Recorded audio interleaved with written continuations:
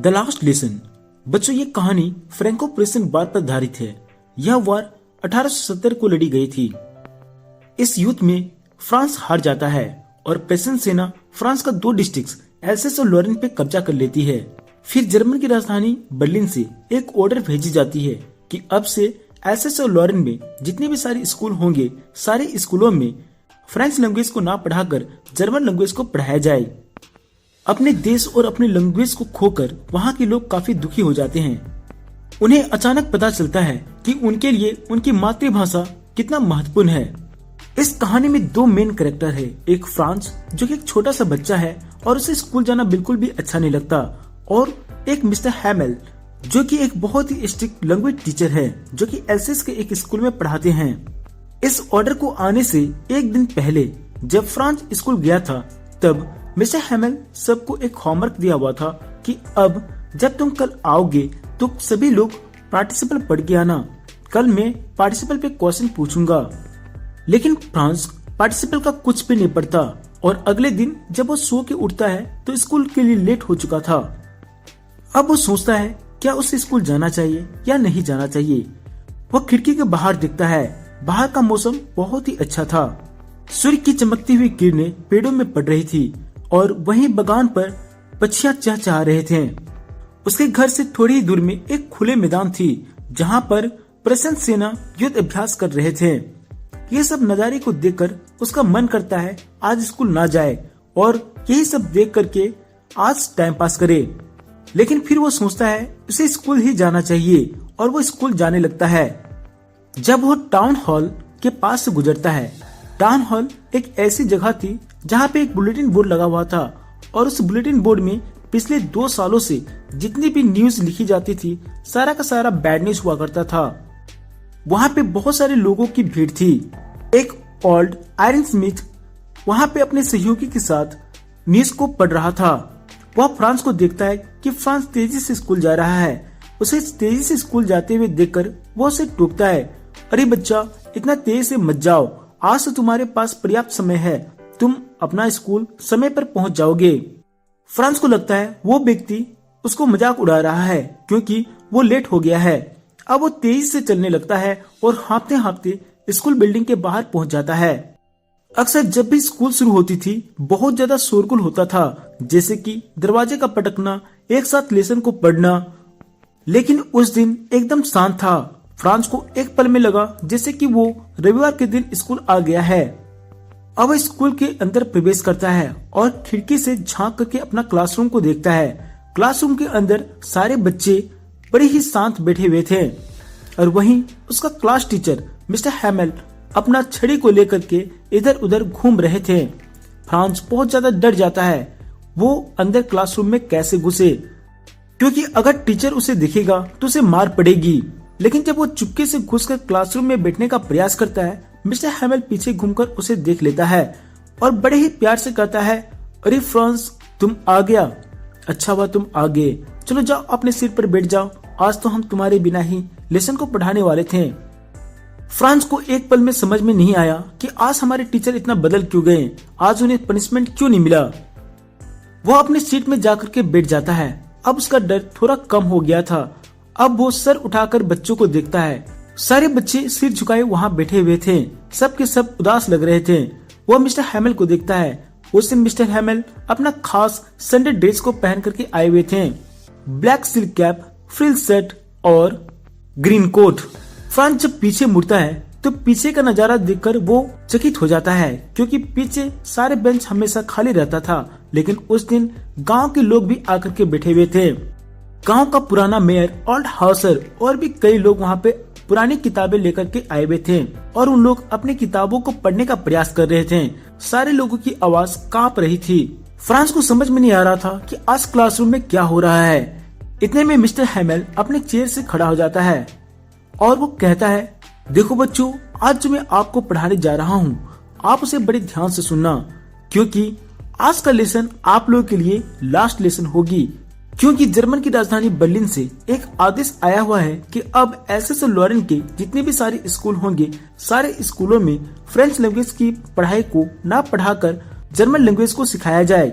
इसलिए ये क्लास मेरे लिए आखिरी क्लास है और मैं चाहता हूँ कि आज के लेसन आप बड़े ध्यान से पढ़ो। मिस्टर हैमेल की बातों को सुनकर फ्रांस को एक पल में लगता है जैसे उसके ऊपर कोई बिजली कड़क गई हो। वह सोचने लगता है, मेरा लास्ट लेसन, अभी तो जस्ट हम लिखना सीख ही रहे थे, मुझे तो ठीक से पढ़ना भी नहीं आता। अब फ्रांस काफी पछताने लगता है कि वो पहले स्कूल क्यों नहीं आता था। स्कूल के टाइम पे वो भागकर क्यों गार्डन में जाकर चिड़ियों के अंडे चुराया करता था।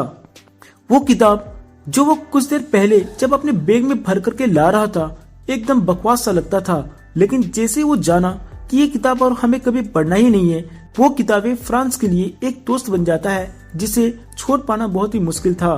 और मिस्टर हैमेल इसको कभी लाइक ही नहीं करता था क्योंकि वो बहुत स्ट्रिक्ट थे। लेकिन जैसे ही वो सोचता है अब ये टीचर हमें कभी नहीं पढ़ाएंगे और ये स्कूल से चले जाएंगे, तो ये सोचकर वो भूल जाता है मिस्टर हैमेल कितने स्ट्रिक्ट टीचर थे। जब फ्रांस ये सब सोच ही रहा था कि अचानक मिस्टर हैमेल उसके पास आकर खड़े हो जाते हैं और वो कहते हैं, अरे फ्रांस, याद है ना कल तुम्हें क्या होमवर्क मिली थी? पार्टिसिपल पढ़ के आने को कहा गया था। क्या तुम पार्टिसिपल पढ़ के आई हो? चलो खड़ा हो जाओ और सुनाओ तुम क्या क्या पढ़े हो। फ्रांस खड़ा हो जाता है, लेकिन फ्रांस को पार्टिसिपल का क भी मालूम नहीं था। उसको बहुत ही शर्मिंदगी फील होता है कि आज वो पार्टिसिपल क्यों नहीं पढ़कर आया। उसे पार्टिसिपल एकदम स्पष्ट सुनाना था, लेकिन जैसे ही वो सुनाने का प्रयास करता है पहला ही शब्द में मिस्टेक कर बैठता है और अपने सर को झुका लेता है। उसे डर लगता है मिस्टर हैमेल उसको डांटेंगे, लेकिन मिस्टर हैमेल उसके डरे हुए चेहरे को देख करके कहता है, देखो फ्रांस, मैं जानता हूँ आज भी तुम पढ़कर नहीं आए हो, लेकिन जानते हो इसमें सिर्फ तुम्हारा ही गलती नहीं है बल्कि हम सबका गलती है। तुम्हारा गलती इसलिए है क्योंकि तुम बच्चे समझते हो कि हमारे पास बहुत समय है, जो हम आज पढ़ने वाले हैं उसे हम कल पढ़ लेंगे, लेकिन जरा देखो अब वो दिन कभी आएंगे ही नहीं, यानी कि अब हमें कभी वो कल नहीं मिलेगा जब हम अपनी भाषा को पढ़ेंगे। इसमें जिम्मेवार तुम्हारे पेरेंट्स भी हैं, क्योंकि तुम्हारे पेरेंट्स अक्सर तुमको छोटे छोटे काम करने के लिए भेज दिया करते थे ताकि तुम कुछ कमाई कर लो और उनको थोड़ा मदद मिल जाए। और इसमें मैं भी जिम्मेवार हूँ, क्योंकि अक्सर जब भी मुझे फिशिंग ट्रिप में जाना होता था तो मैं अक्सर स्कूल को छुट्टी कर दिया करता था, और जब भी गार्डन में पानी देना होता था तो मैं क्लास को बंद करके आप लोगों को भेज देता था कि जाकर पानी दे दो। अब जब वो जर्मन के लोग यहाँ आएंगे और हमारी स्थिति को देखेंगे तो शायद वो ये कहेंगे कि हम तो सिर्फ फ्रेंच मैन होने का नाटक करते हैं। एक्चुअली में हम लोगों को तो फ्रेंच आता ही नहीं है, लेकिन याद रखो ये जो हमारी भाषा है ये दुनिया की सबसे अच्छी भाषा है, आसानी से समझ में आने वाली। जब तक हम अपनी लैंग्वेज को बोलते हैं ना, हमें कभी भी एहसास नहीं होता कि हम किसी का गुलाम है। आप जब तक अपनी लैंग्वेज को बोलते रहोगे आपको लगेगा जैसे जेल की चाबी तो आपके पास है। आपको गुलाम जरूर बनाया जाएगा, लेकिन आप गुलाम जैसा कभी महसूस नहीं करोगे जब तक आप अपने लैंग्वेज को बोलते रहोगे। मिस्टर हैमेल उस दिन एक एक करके कई सारी बातें फ्रेंच लैंग्वेज में बताते चले गए और फ्रांस को उस दिन हर एक बात बहुत ही स्पष्ट समझ में आ रही थी। फ्रांस सोचता है शायद आज तक मैंने इतना ध्यानपूर्वक कभी भी क्लास किया ही नहीं था, या हमारे शिक्षक कभी भी इतने प्यार से हमें समझा ही नहीं थे। आज फ्रांस को हर एक चीज बड़ी आसानी से समझ में आ रही थी। ऐसा लग रहा था जैसे मिस्टर हैमेल वहाँ जाने से पहले हर एक चीज को सिखा देना चाहता था। अब लिखने का लेसन स्टार्ट हो जाता है। उस दिन मिस्टर हैमेल सबके लिए नए नए कॉपी लेकर के आए हुए थे। सभी कॉपी के फ्रंट पेज में उन्होंने फ्रांस एल्सिस बड़े सुंदर तरीके से लिखे हुए थे। जब कॉपी को बांट दिया जाता है तो ऐसा लगता है मानो सबके डेस्क में एक झंडा लहरा रही हो। अब सब लिखने में मग्न हो जाते हैं, यहाँ तक कि एक छोटा बच्चा भी जो शायद पहली बार स्कूल आया था और उसे लिखना नहीं आ रहा था, लेकिन वो दूसरे को नकल करके लिखने का प्रयास करता है, मानो कि वो अपनी मातृभाषा को सीखना चाह रहा था। फ्रांस लिखते हुए अपना सर उठाकर मिस्टर हैमेल को देखता है।